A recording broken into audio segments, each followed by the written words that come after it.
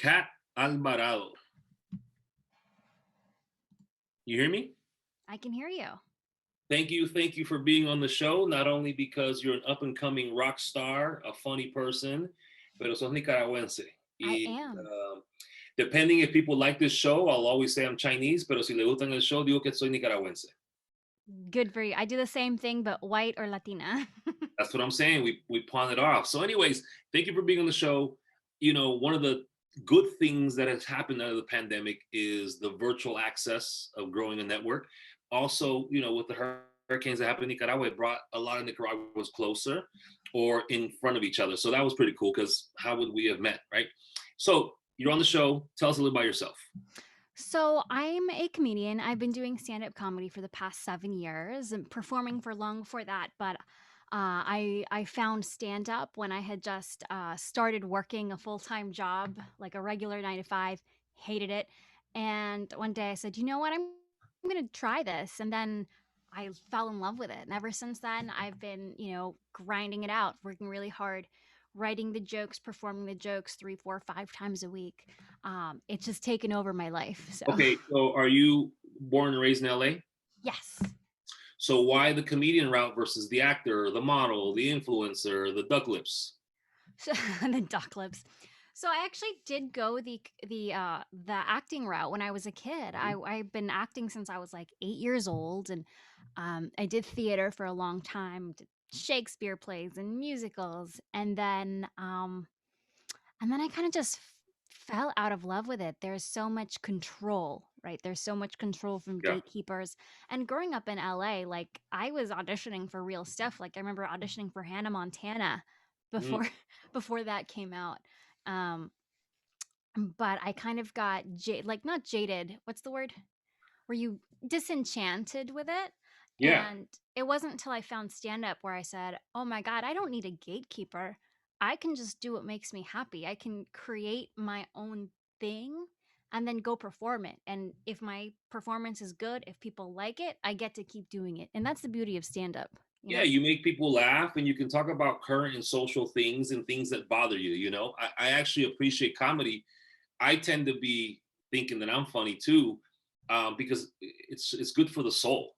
It's good the way you impact people. Because if you look back now, you know, Eddie Murphy was one of the earliest people that I grew up just cracking up to. And I don't know, I guess people are always going to go to comedy or action or drama like that, right? So let's talk about this though. You felt confident, obviously, or did you have to work on your confidence before you started saying, I want to be a stand up comedian? Believe it or not, I didn't have any confidence going in. It was one of those things where I was scared. It was like jumping off a cliff the Hmm. first time I did it. I had a few things I wrote down on a piece of paper that I was like, I guess I can talk about this. I don't know what I'm doing. And my friend, I knew somebody in town. I started in Santa Barbara because I was up there for college. I knew someone who was producing a show. It was in the back of a pizza shop, but with a good audience. And he's like, just try it. Just do 5 minutes. It's nothing. If no one laughs, it's fine. It's 5 minutes. Doesn't, your life isn't over. Just whatever. And I did it. And I just happened to be funny that time. Yeah, yeah, yeah. Well, no, you didn't happen to be. you You know, created your own luck. You created your own destiny. And so, how long you've been doing it for 7 years? But how long were you doing it before you said, "I'm pretty good at this"? I I was actually pretty good at it from the start. There you go.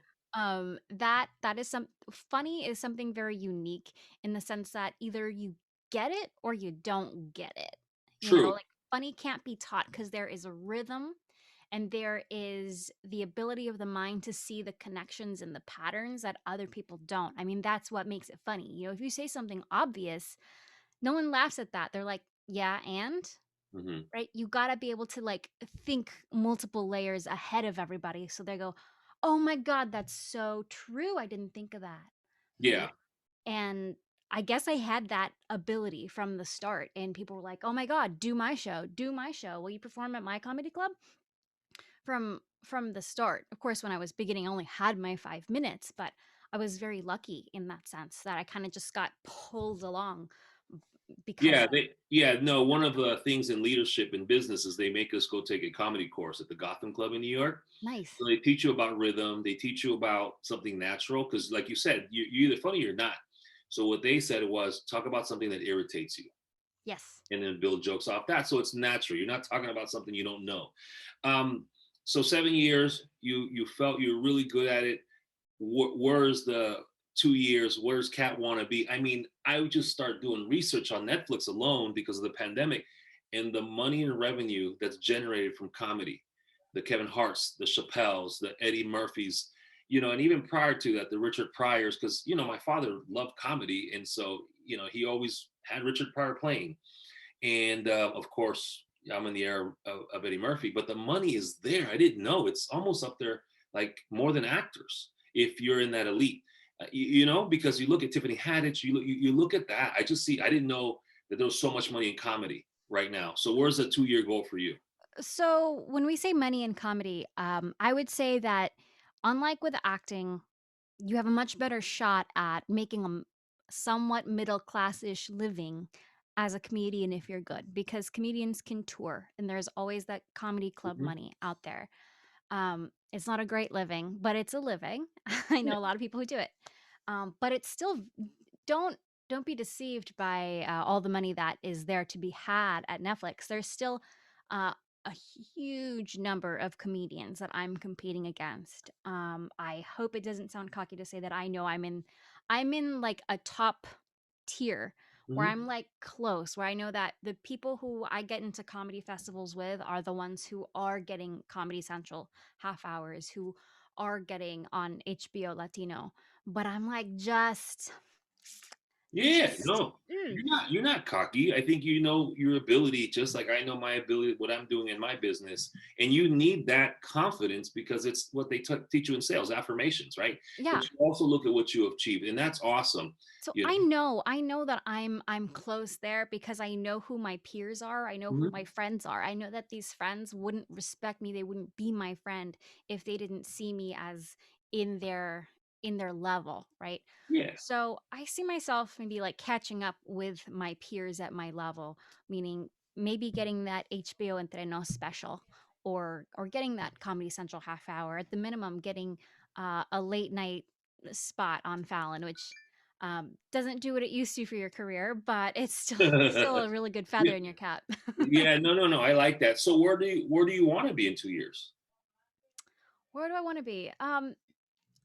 That is a great question. I try not to measure it like that.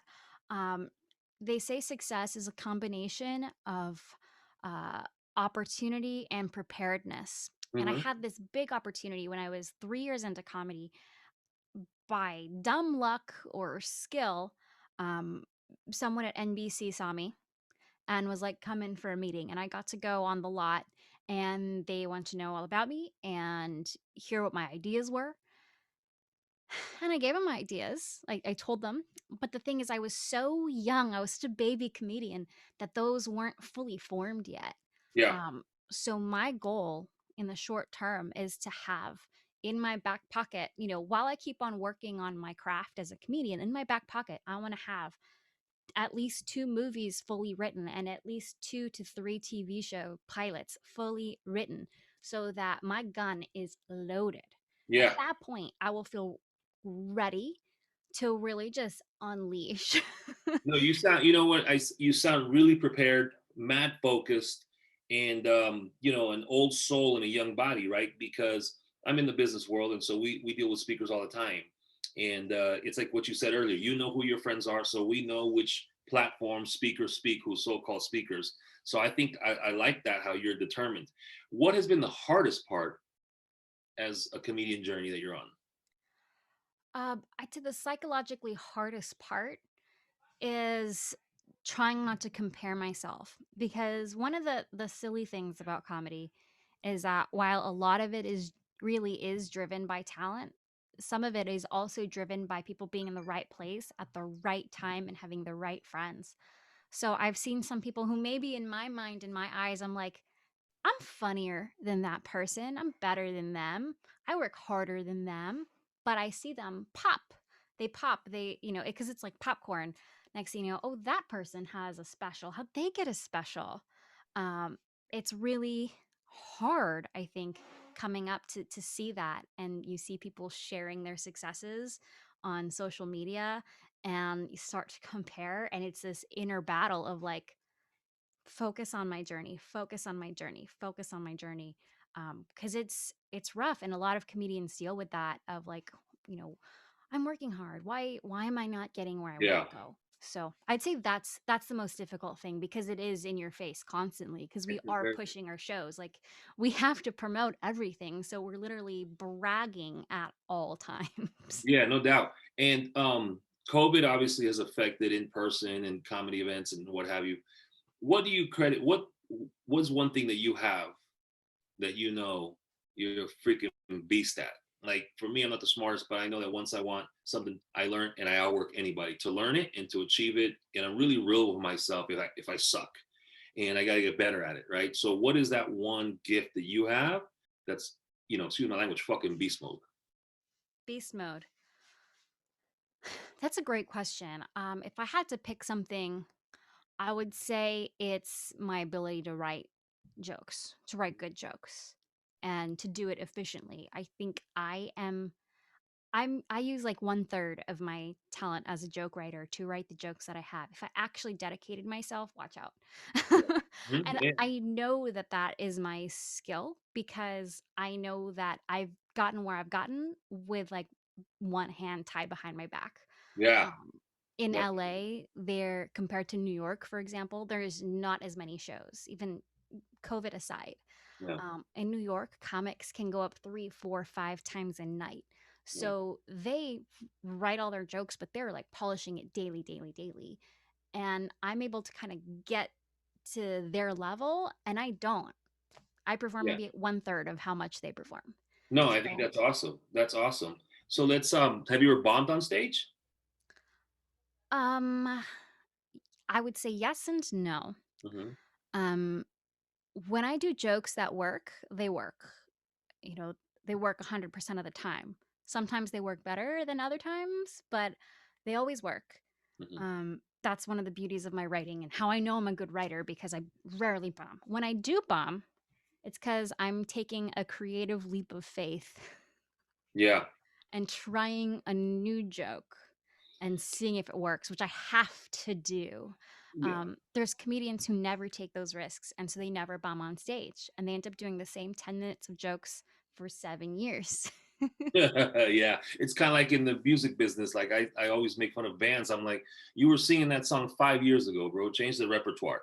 I asked you about if you ever bombed on stage because I speak across the country and I do a lot of master of ceremonies, and I'm glad that I failed big time one time because I realized why I failed. I wasn't prepared. Hmm. I didn't write out bullet points like I normally would do, recapping the 2 or 3 day event to go and close it out. And, I got too confident. I'm going to go out there and wing it. I look good. I can put music on. I'm going to do some moves, but I bombed. And it was good for me because I will always be prepared you know and I Hmm. ask that because sometimes if you achieve so much success and you don't fail, it's really hard when you want to take something on because you don't know how to manage that risk. But that's good, you're laser focused on that. Let's have some fun questions. I know you're Okay. limited on time. What are your pet peeves about the business? That is a great question. Oh yeah, we're gonna Um, finish strong and continue getting buzzed okay, okay. So, what are my pet peeves about the about business. the business? Oh my gosh, it is such a small world. It Hmm. it's like middle school. It seriously, it is. It's so easy to say the wrong thing on Facebook, let's say, and have it actually come back and bite you in the ass. I said something about the Joe Rogan show like a month ago on my Facebook. It was actually teasing, like it wasn't really trashing Joe Rogan, Hmm. but a wonderful comic, Felicia Michaels. She's a Comedy Store comic.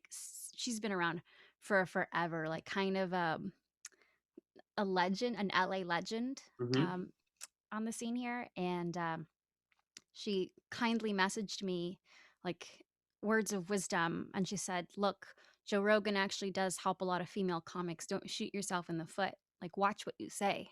Yeah. And I'm like, oh shit, I forgot. It's so small that I've never met Joe Rogan, and yet actually someone could talk shit about me Yeah, it's to a him. small world, like you said. You're right. You just gave me a good example. You know, I think the second interview I do with you, because I love to keep the updates on successful, uh, people, especially Nicaraguenses, because Oh, thank you. comedians get sometimes too much red tape now, and what you can and cannot joke about, right? It's like, hey, you're freaking making us laugh. But anyways, all right. Second question: your pet peeves in society. Pet peeves in society. But we're getting deep. We're getting deep. We can't just be funny and good looking. I get the inteligencia. hmm I would say people are fake. People are fake as hell. So my day job, my day job is I'm actually a researcher, which is kind of cool Yeah, it because runs parallel. it absolutely does. It's all about having curiosity about humans. Um, Everybody's so fake. And we did this really cool research methodology called a list experiment just this week. And it was about whether or not people support impeaching Trump. And when we ask the question one way, which is explicitly, um, it's very, very polarized. Like 80% of Democrats support it, 20% of Republicans or yeah, oppose it. And then the flip flop, 80% of Republicans don't want it, whatever, flip flop, right? You know exactly what I mean, right? But when we ask the question in a way that people aren't explicitly telling us, they think that maybe um, we can't figure out what they really mean, Mhm. and you pull the meaning out of it that way because we're social scientists, so we can do that sneaky stuff. Um, People are actually way less polarized than you think. Yeah. So there are a lot of Republicans who aren't as conservative as they publicly show everybody, and a lot of liberals who are pretending to be way more liberal than they are. And that annoys me No, because I think that's so interesting. I mean, you see the side that most people don't see. It's just kind of like I see some of the people in office that aren't what people see. So I feel you on that. So sometimes that could affect you in a different way, right? It's like, ugh, I like Mhm, that. So speaking of researcher and that perfect example that you just gave leads into this. Did you vote in this past election? I did. Good. I don't care who people voted for. I just care Latinos vote because I want to show people on the show that when they watch it, that Latinos are passionate, they're assimilated, están construyendo businesses, and they also vote because my biggest complaint is they're not doing this for Latinos. Well, they'll do it if we vote. They'll do Absolutely. it, and not only just for the presidential election, but locally. It impacts our business, our lives. Look at the state in California we're in, closed. That just takes a big hit to the business community. So I'm glad you vote. Two more questions and we're done. Okay. Last meal on earth, ¿qué sería? Oh my god. You know it's gonna be a dessert. It's definitely Okay. gonna be a dessert. Oh my gosh. I would just gorge on desserts. It'd be like ice cream and then queque de tres leches. Oh, you know what? You're straight Oh. Nicaraguense because we said queque. Everyone says pastel, whatever. And every time I say me gusta el queque, they're like, what is that? And I'm like, no, that's how we say it. I Yeah, they're love like that. torta. I'm like, what's a Yeah. torta? I don't Yeah, no, even no, what? un queque that you're straight Nicaraguan. My mom was gonna be like, I love that interview. Um, Before we go into the last question, just because son Nicaraguense, what's your favorite Nicaraguan meal? That's a great question. Oh gosh. I am obsessed with um tajadas, right? Those are so tasty. And then the salad. The cabbage salad. I think that salad could be a main dish because Nicaraguans use it as a side dish. It could be a main dish. It's three ingredients. So fresh. Yeah, it's so fresh and crunchy, and you got to use the mandolin so it's super thin. Because my pet peeves when people cut it thick, and I'm like, man, I'm eating like a piece of a branch. And But it's awkward because I just told you two side dishes. yeah, I see that. Well, I was gonna say it's not like you eat nakatamales. You don't look like you eat nakatamales weekly, but that's a good thing. That's why I work out so much. I rather eat nakatamales rather than look like a nakatamal. So, Exactly. last question. I want to thank you for being on the show. If there was three people you could have dinner with, dead or alive, quién sería? hmm So I'm gonna say, just to kiss Nicaraguan ass, Violeta Chamorro, because she was the first Woman president. woman president. Hell yeah. There Hell you yeah. go. I want to That's know a, her. you're down Nicaraguense. I like that. So her for sure. I would also add, George Carlin. Hmm. So that makes it a weird meal already. Yeah. Oh my god. Before his whole problem with the jerking off in front of people, I would have said Louis CK, but I can't say that now. Yeah. So I'm going to go ahead and say Stacey Abrams. Ooh, now that's a deep, deep. You got a president, a trailblazer. Mhm. You've got, a comedian, and then you've got someone who really showed us the game of a marathon. She lost the front, but she said, no, I'm going to gain it back. And what she gained is actually larger than what she would have won that she lost. Yeah. You know, Actually, I'm neutral, either George Carlin or Dave Chappelle. Anyways, go on though. hey, Chappelle, that 8 minute one was deep. Did you watch that one? Mhm. He's just so deep. Like he took us around. You don't know if you want to laugh, but then he gets you a message. And that was when I really started taking comedy serious. So, anyways, I like that. Chappelle Chamorro and what did you just say again? Stacey Stacey. No, Abrams. that would be sick. I see that you're politically woke, you're funny, you're true to the game, and you're serious AF. I like that. Well, Thank listen, you. Kat, un placer for being on the show. We wish you continued success. I see future collaborations in what you and I are doing for the culture and Absolutely. a los Nicaraguenses. So thank you and best of luck and keep being funny. But when you first bomb and you prepare to avoid it, say, that fucking Tito, él me consiguió eso. All right. Okay. Have a All good right. one. Thank you so much. Bye.